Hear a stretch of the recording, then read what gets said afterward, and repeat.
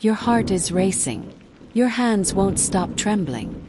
You feel wired, restless, on edge, and everyone keeps telling you, it's just anxiety. But what if it's not? What if your body is trying to tell you a very different story? Stay with me because by the end of this video you'll know how to tell the difference. And more importantly, how to listen to yourself without fear. Usually starts quietly. Maybe you're lying in bed at night, staring at the ceiling, heart pounding like you just ran a sprint, except you didn't. Or you're sitting in traffic, suddenly drenched in sweat, your thoughts racing faster than your car. You try breathing exercises. You cut back on caffeine. You tell yourself to calm down. But the sensations don't fully go away. Friends say you seem on edge. A doctor mentions anxiety. You nod because it almost fits. Almost. Yet something feels off. This isn't just fear. It feels physical. Like your body is stuck in overdrive and you don't know why.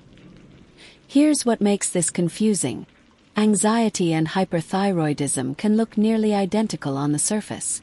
Both can cause a racing heart, restlessness, irritability, sweating, insomnia, and difficulty concentrating. From the brain's perspective, anxiety activates the sympathetic nervous system, the fight-or-flight response, flooding your body with adrenaline and cortisol. Hyperthyroidism, on the other hand, speeds up your metabolism by flooding your system with excess thyroid hormones, especially T3 and T4. These hormones don't just regulate energy. They amplify how sensitive your nervous system is to stimulation. The result? Your body feels anxious even if your mind isn't.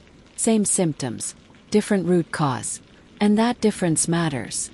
Let's slow this down because clarity doesn't come from rushing.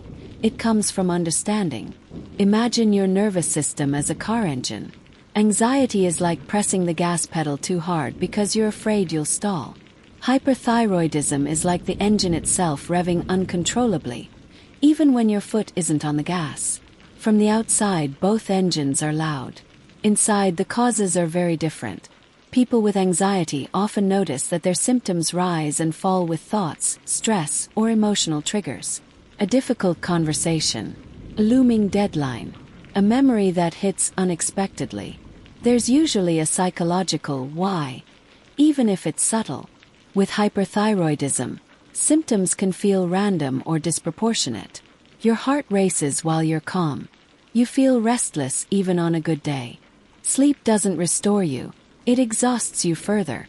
And then there are the clues anxiety rarely gives you. Unintentional weight loss despite eating normally. Heat intolerance when others feel fine. Frequent bowel movements. Thinning hair. Muscle weakness. A subtle tremor in your hands even when you're relaxed. These are not moral failures. They're physiological signals. This is where many people start doubting themselves. They wonder, why can't I calm down like everyone else? Why do coping skills only half work? Why does my body feel like it's betraying me? I want you to hear this clearly. When your biology is driving your symptoms, self-discipline will never be the cure. And that's not a weakness. That's wisdom your body is trying to share. Now let's talk about the mind-brain connection because this is where things get even more nuanced. Thyroid hormones directly influence neurotransmitters like serotonin, dopamine, and norepinephrine. When thyroid levels are high, your brain becomes more excitable. Thoughts speed up. Emotional regulation becomes harder. You may feel irritable, impatient, or unusually emotional. Over time, this can create anxiety, not as a psychological disorder, but as a secondary response to a biological imbalance.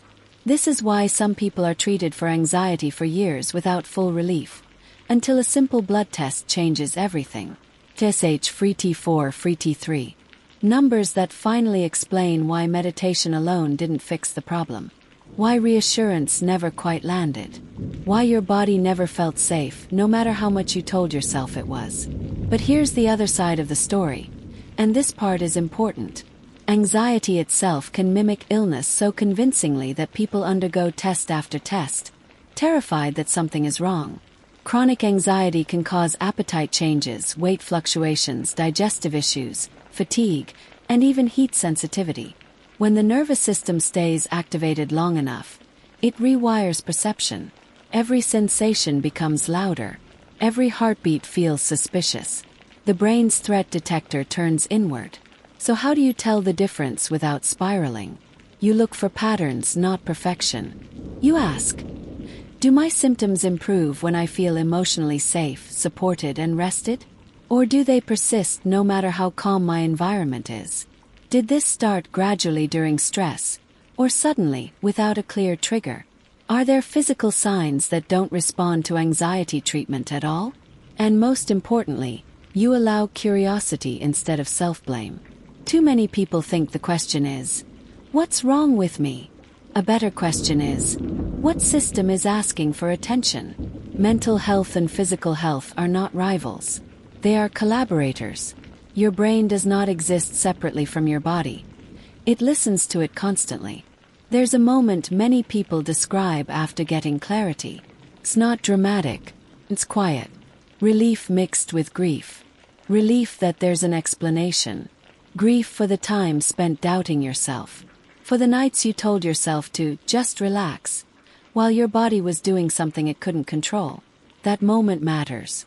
It's where self-trust begins to rebuild.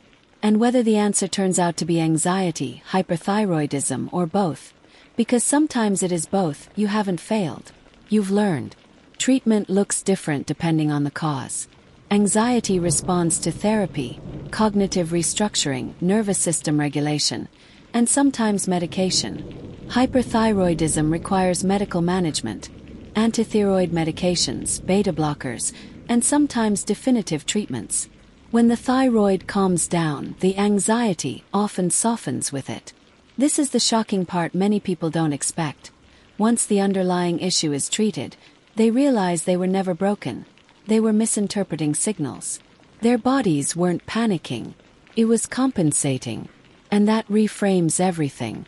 So, if you're watching this and quietly wondering whether your symptoms truly fit the label you were given, let that curiosity guide you, not frighten you. Advocate for yourself. Ask questions. Get the labs. Pay attention to patterns. Understanding your mind-brain connection isn't about self-diagnosing. It's about self-respect. If this helps you feel clearer, calmer, or more seen, stay with this channel. We'll keep breaking down complex mental and physical health questions in a way that replaces fear with understanding. And if you know someone who keeps being told it's just anxiety, share this with them. Sometimes the most healing thing we can offer is language for what someone has been feeling all along. Your body is not the enemy. It's communicating. And when you learn how to listen, resilience stops being a mystery and starts becoming a skill.